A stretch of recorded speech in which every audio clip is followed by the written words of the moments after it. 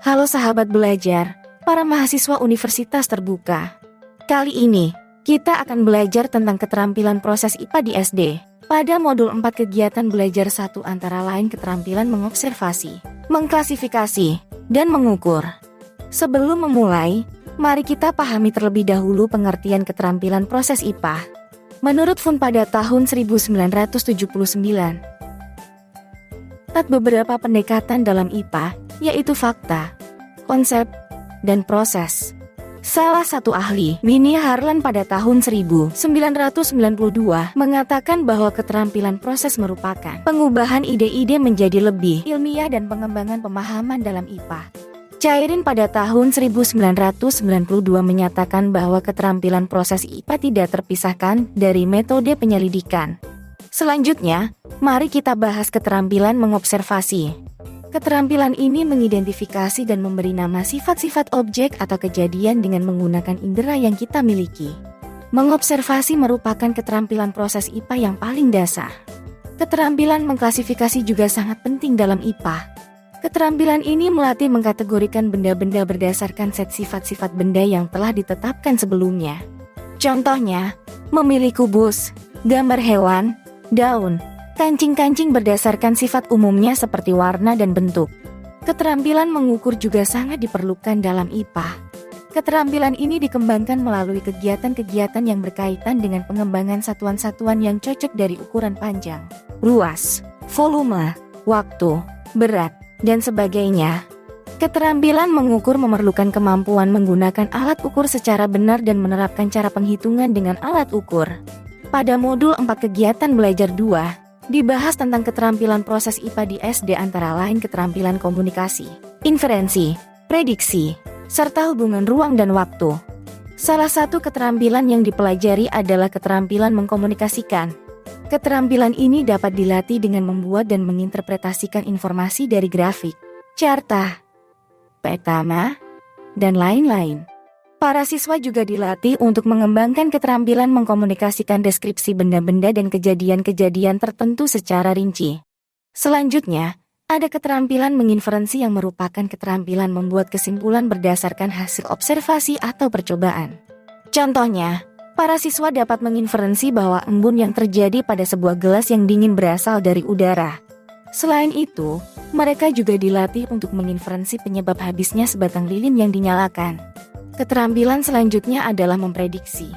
Memprediksi adalah meramal secara khusus tentang apa yang akan terjadi pada observasi yang akan datang. Para siswa dapat dilatih untuk memprediksi berapa lama sebuah lilin yang menyala akan tetap menyala jika kemudian ditutup dengan stopwatch, atau seberapa jauh sebuah benda akan berhenti jika digelindingkan dari berbagai ketinggian. Keterampilan mengenal hubungan ruang dan waktu juga penting untuk dipelajari. Keterampilan ini menjelaskan posisi suatu benda terhadap benda lainnya atau terhadap waktu atau keterampilan mengubah bentuk dan posisi suatu benda setelah beberapa waktu. Kegiatan yang dapat dilakukan untuk melatih keterampilan ini adalah dengan memberikan siswa kesempatan untuk mempelajari tentang pergerakan benda, perubahan cuaca, atau hubungan antara organ tubuh. Baik, berikutnya kita bahas modul 4 kegiatan belajar 3 yang membahas keterampilan IPA di SD, yaitu keterampilan proses memformulasi hipotesis, mengontrol variabel, membuat definisi operasional, dan menginterpretasi data. Keterampilan pertama yang akan kita bahas adalah memformulasi hipotesis. Hipotesis adalah prediksi yang sangat khusus, yang meramalkan bagaimana suatu variabel akan mempengaruhi variabel lainnya. Dalam memformulasi hipotesis, kita bisa menggunakan penalaran induktif berdasarkan data hasil pengamatan atau menggunakan penalaran deduktif berdasarkan teori. Hipotesis sangat berguna dalam melakukan penyelidikan karena hanya memusatkan perhatian pada penyelidikan yang akan kita lakukan. Keterampilan kedua yang perlu kita pelajari adalah mengontrol variabel. Variabel adalah faktor, kondisi, dan atau hubungan antara kejadian-kejadian atau sistem. Ada 3 jenis variabel dalam pelajaran IPA, yaitu manipulated variable, responding variable, dan control variable. Untuk mengontrol variabel, kita perlu melakukan pengidentifikasian variabel yang mempengaruhi hasil, pengidentifikasian variabel yang diubah dalam percobaan, serta pengidentifikasian variabel yang dikontrol dalam suatu percobaan. Keterampilan selanjutnya yang harus kita kuasai adalah membuat definisi operasional. Membuat definisi operasional adalah perumusan suatu definisi yang berdasarkan pada apa yang dilakukan atau apa yang diamati. Suatu definisi operasional mengatakan bagaimana suatu tindakan atau kejadian berlangsung, bukan apakah tindakan atau kejadian itu. Mendefinisikan secara operasional suatu variabel berarti menetapkan tindakan apa yang dilakukan dan pengamatan apa yang akan dicatat. Terakhir, keterampilan yang perlu kita pelajari adalah menginterpretasi data.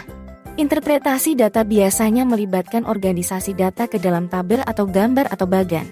Kita juga bisa membuat gambar atau grafik dari hasil pengamatan untuk memudahkan interpretasi data.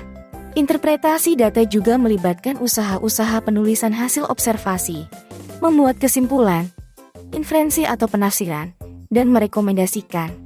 Sahabat belajar mahasiswa Universitas Terbuka, setelah mempelajari modul 4 kegiatan belajar 1 sampai dengan 3 tentang keterampilan proses IPA di SD, kita dapat menyimpulkan bahwa keterampilan proses IPA tidak hanya meliputi penguasaan fakta dan konsep, namun juga meliputi kemampuan mengobservasi, mengklasifikasi, mengukur, mengkomunikasikan, membuat inferensi, memprediksi, dan mengenal hubungan ruang dan waktu. Keterampilan ini sangat penting untuk diajarkan kepada siswa SD karena dapat meningkatkan pemahaman mereka dalam bidang ilmu pengetahuan. Kita juga telah mempelajari keterampilan memformulasi hipotesis, mengontrol variabel, membuat definisi operasional, dan menginterpretasi data. Dengan mempelajari keterampilan-keterampilan ini, siswa dapat mengembangkan kemampuan mereka untuk berpikir kritis dan analitis, serta mengaplikasikan ilmu pengetahuan dalam kehidupan sehari-hari. Semoga bermanfaat materi yang kita bahas pada video ini. Tetap semangat belajar dan ingat jaga kesehatan. Sampai jumpa pada video materi pembelajaran IPA di SD selanjutnya.